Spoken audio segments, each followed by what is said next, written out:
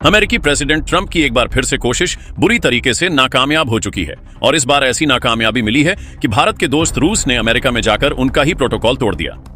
दरअसल 15 अगस्त 2025 को जब इधर भारत में आजादी का जश्न मनाया जा रहा था, तो वहीं दूसरी ओर अमेरिकी राष्ट्रपति ट्रंप ने रूस के प्रेसिडेंट व्लादिमीर पुतिन को अपने यहां बुलाया था, जहां खबरों के द्वारा बताया जा रहा है कि लगभग पुतिन और ट्रंप के बीच 3 घंटे की लंबी बातचीत हुई। लेकिन नतीजा क्या हुआ कि ट्रंप ने जो सोचा था कि रूस समझौता करेगा, यूक्रेन से युद्ध नहीं लड़ेगा, उनकी यह तरकीब नाकामयाब हुई और उल्टा वह खुद रूस के पक्ष में आ गए। और ट्रंप खुद खुलकर कह रहे हैं कि उन्होंने रूस के साथ कोई भी डील फाइनलाइज नहीं कर पाई, बल्कि उसके लिए इन्होंने खुद यूक्रेन के जेलेंस्की को ही दोषी ठहरा दिया है। इससे भी ज्यादा कमाल की बात यह है कि खबर आ रही है जिसमें बताया जा रहा है कि पुतिन ने तो अमेरिका में जाकर प्रोटोकॉल ही तोड़ दिया। लेकिन सवाल यह है कि आखिरकार किस मामले में प्रोटोकॉल तोड़ा गया है और क्या यह प्रोटोकॉल का भारत के लिए तोड़ा गया है या फिर इसके पीछे का माजरा कुछ और ही है। और इससे भी बड़ी बात कि अमेरिका में ट्रंप पुतिन की मुलाकात भारत के लिए क्या मायने रखती है, क्योंकि अमेरिका टैरिफ बम से नुकसान पहुंचाने की धमकी दे रहा है। तो चलिए इसे समझते हैं। लेकिन आगे बढ़ने से पहले इस वीडियो को लाइक करके चैनल को सब्सक्राइब जरूर कर लीजिए, क्योंकि आपके लिए तो 1 सेकंड का काम है, लेकिन इससे हमारी काफी बड़ी मदद होती है। दरअसल देखा जाए तो इस बात में दो राय नहीं है कि यूक्रेन के साथ रूस का जो युद्ध अभी तक समाप्त नहीं हुआ है, इसे भड़काने का काम किसी और ने नहीं बल्कि अमेरिका ने ही किया है। क्योंकि अगर वह पीठ पीछे धकाधक हथियारों की सप्लाई यूक्रेन को ना करता, तो जाहिर सी बात है कि यूक्रेन के साथ रूस का ना तो इतना युद्ध भड़कता और ना ही इतने मासूम लोगों की जान जाती। लेकिन फर्क इतना था कि जब युद्ध को बढ़ावा देने के लिए यूक्रेन को हथियारों की सप्लाई शुरू की गई, तो उस समय अमेरिका में सरकार बाइडेन की थी, लेकिन अब सरकार ट्रंप की है। शुरुआत में सबको लग रहा था कि सरकार भारत और रूस के पक्ष में बढ़िया साबित होगी। फिलहाल जैसी उम्मीद थी, शुरुआत में अमेरिका की तरफ से ऐसे संकेत भी मिले, जहां सबसे पहले तो जब ट्रंप और जेलेंस्की के बीच मीटिंग के दौरान विवाद हुआ, तो उसके बाद अमेरिकन यूक्रेन को दी जाने वाली सभी मिलिट्री हेल्प को रोक दिया था। लेकिन कुछ ही दिनों बाद पता नहीं ट्रंप के मन में ऐसा क्या बस गया कि उन्हें इस बात का खरा सताने लगा कि अगर युद्ध रुक गया तो भारत और रूस की दोस्ती और भी ज्यादा मजबूत होगी और यही देश अमेरिका पर भारी पड़ जाएंगे। इसलिए इन्होंने अपने देश की अर्थव्यवस्था को बचाने की होड़ में टैरिफ लगाने की शुरुआत की और भारत, रूस, चीन जैसे तमाम ब्रिक्स के देशों को इमीडिएटली टारगेट करते हुए और भी देश को निशाने पर लिया गया था कि उन देशों को अमेरिकी मार्केट से नुकसान पहुंचाया जा सके। फिलहाल ट्रंप ने अपना यह अचानक ऐसा फैसला इसलिए दिया था क्योंकि उन्हें इस बात की भनक लग गई थी कि भारत, रूस, चीन, ब्राजील और साउथ अफ्रीका जैसे देश मिलकर ब्रिक्स जैसा नया पेमेंट सिस्टम लाने की कोशिश कर रहे हैं, जो कि अमेरिकी डॉलर और स्विफ्ट पेमेंट का वर्चस्व समाप्त कर सकता है।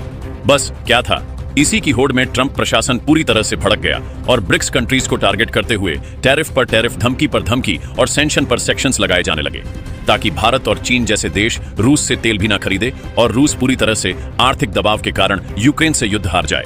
इसीलिए कुछ महीनों बाद इसी बीच यूक्रेन को दोबारा से हथियारों की सप्लाई भी ट्रंप ने चालू कर दिया। इतना ही नहीं, केवल अमेरिका के द्वारा यूक्रेन को मिलिट्री सपोर्ट ही नहीं चालू किया गया, बल्कि बीते जून महीने में चुपचाप तरीके से बिना शोर मचाए ट्रंप ने यूक्रेन के साथ $30 मिलियन का समझौता करते हुए यूक्रेन को अतिरिक्त हथियार बेचा है और वह बात किसी से छिपी नहीं है।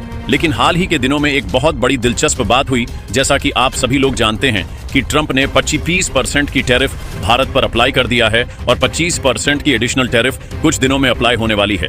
यही नहीं, बल्कि ब्राजील पर 50% टैरिफ और कारण सिर्फ इतना ही, भारत और ब्राजील रूस के साथ सामान खरीदने और बेचते हैं। इसके अलावा पश्चिमी देशों ने मिलकर रूस पर बहुत ही हार्ड सैंक्शन पैकेज लगाते हुए भारत की second largest refining company Nayara को ही बैन कर दिया, ताकि यूरोप में नायरा तेल ही ना बेच पाए। तो आखिरकार भारत रूस से खरीदेगा कैसे? लेकिन भारत ने अलग अलग देश की मार्केट तलाश कर इसका भी सॉल्यूशन निकाल लिया। और अब मैं जो आपको दिखाने जा रहा हूं उसे ध्यान से देखिएगा, और वह कुछ और नहीं बल्कि वह है टाइम्स ऑफ इंडिया की रिपोर्ट, जो आप अपने स्क्रीन पर देख रहे हैं, जो कि हाल ही में निकल कर आई। और उसमें साफ साफ बताया जा रहा है कि अगस्त महीने में भारत में रशियन क्रूड ऑयल का इंपोर्ट्स बढ़कर 2 मिलियन यानी 20 लाख बैरल प्रतिदिन हो गया, क्योंकि अमेरिकी टैरिफ के बावजूद रिफाइनर कंपनियां सामान्य रूप से कारोबार पर टिकी रहीं। जबकि मैं आपको बता दूं, इसके पहले महीने जुलाई में प्रतिदिन रूस से तेल इंपोर्ट का आंकड़ा देखा जाए तो वह प्रतिदिन 16 लाख बैरल ही था। यानी अमेरिका और बाकी के पश्चिमी देश इन आंकड़ों को ही देखकर हैरान रह जा रहे हैं कि जितना ज्यादा उनके द्वारा दूरी बनाने की कोशिश की जा रही है, उतनी ही ज्यादा भारत की नजदीकी रूस से बढ़ रही है। अब यहीं से आता है असली मसाला। जब ट्रंप की सारी रणनीतियां फेल हो गईं, तो उन्होंने हाल ही में यह फैसला लिया कि हम पुतिन को अपने देश में बुलाकर डायरेक्टली उनसे बात करेंगे, और ठीक वैसा ही उन्होंने किया। और 15 अगस्त के दिन जब इधर भारत में आजादी का जश्न मनाया जा रहा था, तो उधर रूस के प्रेसिडेंट ट्रंप अमेरिकी स्टेट अलास्का में पहुंचते हैं, जहां पर ट्रंप से पुतिन की मुलाकात होती है और लगभग 3 घंटे की लंबी बातचीत चलती है, जिसमें अमेरिका का अहम सवाल था कि आखिरकार रूस युद्ध समाप्त क्यों नहीं करता। लेकिन रूस ने अपनी कूटनीति का इस्तेमाल करते हुए ऐसी सच्चाई ट्रंप के सामने रखी कि अंत में वह भी हार मान गए, और उन्होंने सीधा इस बात का खुलासा कर दिया कि लंबी बातचीत के बावजूद भी यूक्रेन युद्ध से जुड़ा कोई भी फैसला उनके द्वारा रूस के साथ नहीं किया जा सका। और मुख्य रिपोर्ट तो यह आ रही है कि पुतिन ने अमेरिका में जाकर प्रोटोकॉल ही तोड़ दिया। दरअसल 2018 के बाद पहली यूनाइटेड प्रेस कॉन्फ्रेंस हुई। इस दौरान पुतिन ने शुरुआत में ही प्रोटोकॉल तोड़ दिया और खुद सबसे पहले माइक संभाल लिया। इसका मकसद साफ था, पूरी बातचीत पुतिन की शर्तों और उनके तरीके से शुरू हो।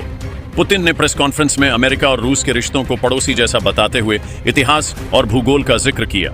उन्होंने यह भी याद दिलाया कि अलास्का कभी रूस का हिस्सा हुआ करता था। पुतिन ने खुद को अमेरिका का प्रतिद्वंदी नहीं बल्कि साझेदार के रूप में पेश किया, और उनकी इन्हीं मनमोहक बातों से सन्न की खोपड़ी वाले ट्रंप का भी दिमाग घूम गया। हालांकि ट्रंप ने सीधा कह दिया कि अब यह यूक्रेन पर ही निर्भर करता है कि समझौता होगा या नहीं। फिलहाल अगर ट्रंप पुतिन की बातचीत से तनाव कम होता है तो भारत पर दबाव घट सकता है और भारत को कूटनीतिक फायदा मिलेगा, यानी दोनों देशों के बीच बैलेंस बनाकर फायदा उठाया जा सकता है। और तो और भारत को दुनिया में और मजबूत बिचौलियां यानी मीडिएटर की छवि मिलेगी, क्योंकि भारत हमेशा से ही शांति का पक्ष लेता आया है और भारत ने कभी भी युद्ध को बढ़ावा नहीं दिया। बाकी आप लोगों का क्या सोचना है कि पुतिन को ट्रंप के साथ दोस्ती बढ़ानी चाहिए और इसका फायदा हो सकता है या नहीं?